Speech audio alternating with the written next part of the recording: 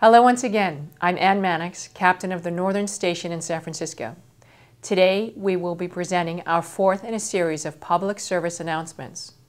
The goals of these public service announcements, besides another way to outreach to the public, are to educate you, the viewer, in crime prevention methods and to seek your help in reporting crime and identifying criminals.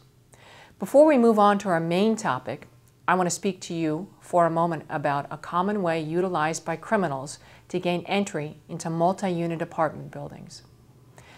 Have you ever used your key to enter your building's common door only to have someone walk in right behind you? You've probably never said anything because you thought it would have been rude. Well, I'm asking you to risk being rude, and unless you recognize the person as a building resident, ask them to wait outside until the person they are there to visit lets them in. If they are there on legitimate business, they will understand and comply. If not, they will probably leave and move on to the next building.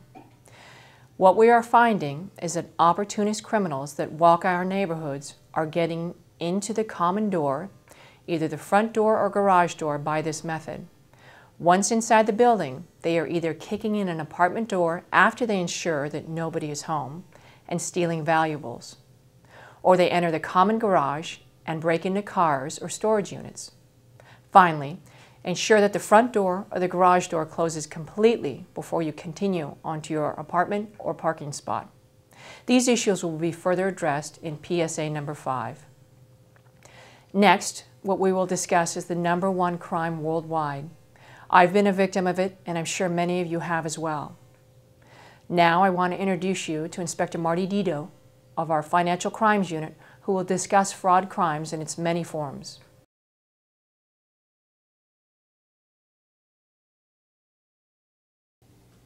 Hello, my name is Marty Dito. I'm assigned to the Financial Crimes Unit. Our office handles all types of fraud-related crimes committed in the city and county of San Francisco. Fraud-related crimes have been on the rise steadily for the past several years, and identity theft has been the fastest-growing crime in the United States. In 2009, over 11 million people were identity theft victims, causing over $54 billion in loss to both private citizens and businesses. Identity theft can happen to anyone. Victims of identity theft have included politicians, television and movie actors, millionaires, criminals, and the homeless, and everyone in between. The crime of identity theft occurs when your personal information is used by another person without your knowledge or consent for the purposes of gain. That gain can be money or property. It also applies when someone uses your information to avoid a traffic citation or when they're arrested for a crime. Your name, birth date, social security number, driver's license or ID number, passport number, banking and credit accounts are all considered to be your personal information. Unfortunately, in today's society, your information can be gained in any number of ways: home and auto burglaries, robbery, pickpockets, opportunist thefts, mail theft, dumpster diving, credit card skimming, and the internet. And suspects aren't always strangers. They can include family members, relatives, friends, employees, and employers. One way to combat identity theft is to carry only essential items with you in your purse or wallet or vehicle. Don't leave items like suitcases, laptop bags, or other valuables in plain sight in your vehicle. And don't place the items in your trunk when you get out of your car. It just tells the thief there's something valuable in your trunk. Place those items in the trunk or out of sight before arriving at your destination. When you're at a restaurant or bar, don't hang your purse over the back of the chair or leave it out of your sight. These thieves are very good at their trade and can steal a wallet from a purse in seconds. When you're in crowds, like on a bus or at an event, keep your purse to the front of you and make sure it's zipped closed.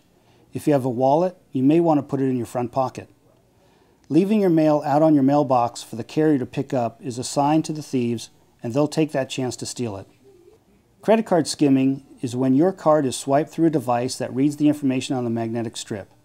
That information can be downloaded to a computer program where it can be edited. Another program then re-encodes the new information onto another card, creating a new card that can be used. Skimming is very hard to detect.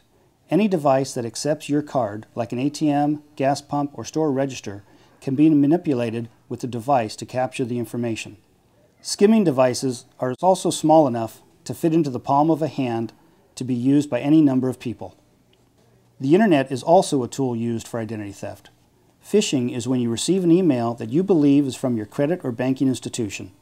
The email guides you to another site under the guise that they are either updating your information or need to verify information so your account is not shut down. They'll ask you for passwords, PINs, or personal information.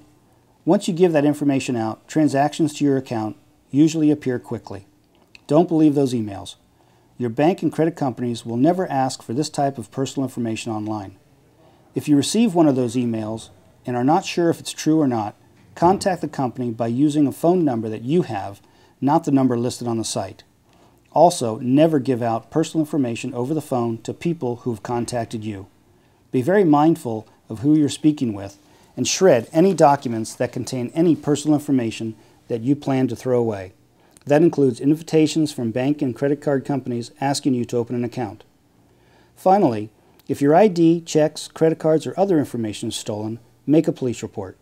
Also, contact one of the 3 credit reporting bureaus, Experian, Equifax, or TransUnion, to put a fraud alert on your credit history. The California Office of Privacy Protection provides a very good information on identity theft.